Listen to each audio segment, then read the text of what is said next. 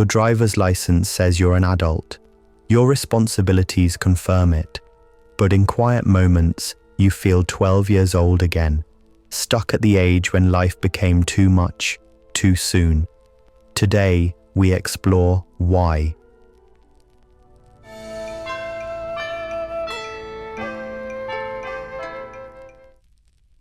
Part 1. The reality. There's a version of you that never grew up, a version frozen at the age when the world first felt unsafe. You might be 30, 40, 50 on the outside, but in certain moments you feel 12 years old again. It happens unexpectedly. A criticism at work, and suddenly you're that child being scolded. A moment of rejection, and you're back in the school hallway, feeling alone. This isn't about immaturity. It's about interrupted development. Your body kept growing, your responsibilities multiplied, but somewhere inside, a part of you got stuck. Part 2. The psychology. Psychology calls this age regression or emotional arrest. When trauma or stress interrupts normal emotional development, the chronological age keeps moving forward. The emotional age stays behind, waiting. You might notice it in your reactions. Small things trigger big emotions. Conflict makes you want to hide. Praise feels uncomfortable. Boundaries feel impossible. These aren't character flaws, they're echoes of what happened when you were 12, or 10, or 8. The age when you learned that love could be conditional, that safety wasn't guaranteed, that being yourself was risky. Part 3.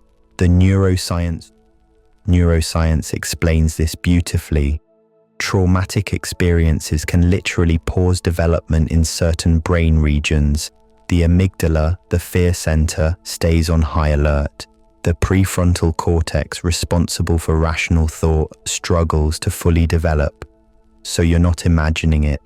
Your brain might literally be operating from a younger age during stress. That's why you regress under pressure. It's not weakness, it's wiring. But wiring can be rewired. Neural pathways can change. The brain has neuroplasticity. It can learn, adapt, and heal at any age. Part 4. The healing.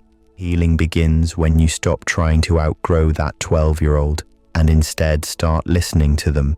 What does that child need to hear? Maybe it wasn't your fault. Maybe you did the best you could. Maybe I'm here now. You're safe. This practice, called reparenting, isn't about becoming your own parent. It's about becoming the safe adult your younger self needed. You start small. When you feel overwhelmed, it's okay to feel this way. When you make a mistake, everyone makes mistakes. When you're tired, rest is allowed. Part 5. The integration. Slowly, something shifts. The gap between your chronological age and emotional age begins to close.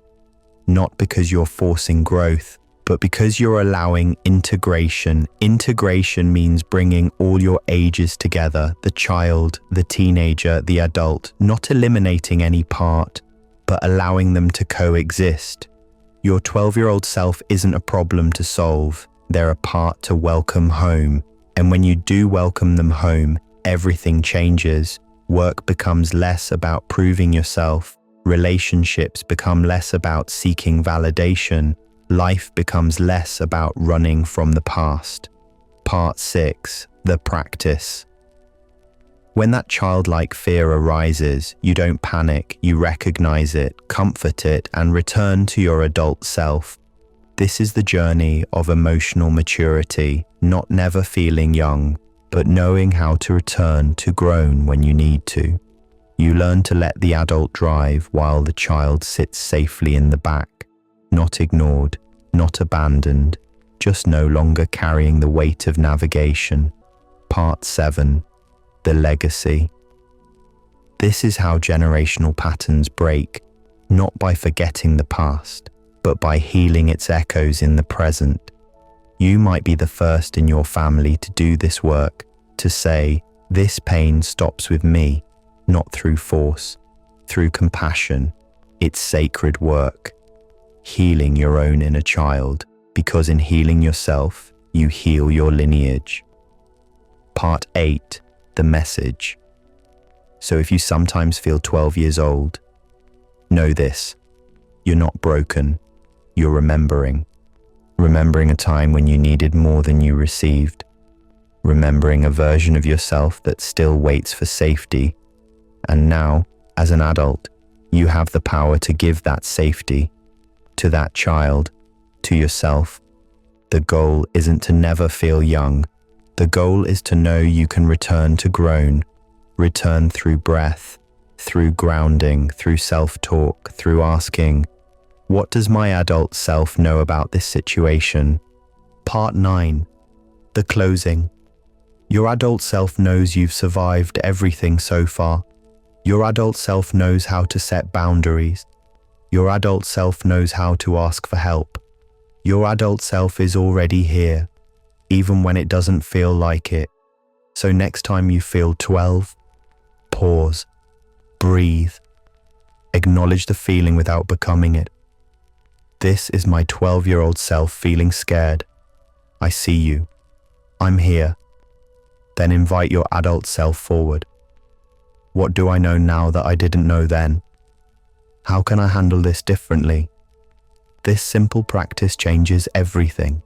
It builds a bridge between your ages, a bridge of awareness, a bridge of choice, a bridge of healing. Part 10. Final words. Over time, the bridge becomes stronger. Crossing it becomes easier. You start to feel more integrated, more whole, more yourself. All your ages present together. The child's wonder, the teenager's passion, the adult's wisdom. This is the gift of healing, not erasing parts of yourself, but integrating them. Your 12-year-old self has gifts too: creativity, curiosity, resilience. Healing isn't about getting rid of that child. It's about letting them live safely within you, playfully, creatively, joyfully, without carrying adult burdens. So if you're an adult who sometimes feels 12, welcome. You're in good company. Many of us are here, healing, growing, integrating, one breath at a time, one gentle moment at a time, remembering that growth isn't linear and that sometimes feeling young means you're still alive, still feeling, still healing. Your 12-year-old self isn't holding you back. They're reminding you of what needs healing. Listen to them, comfort them, then let your adult self lead the way. You've got this, all of you, every age, every version. Together, you're whole. Together, you're healing. Together, you're coming home.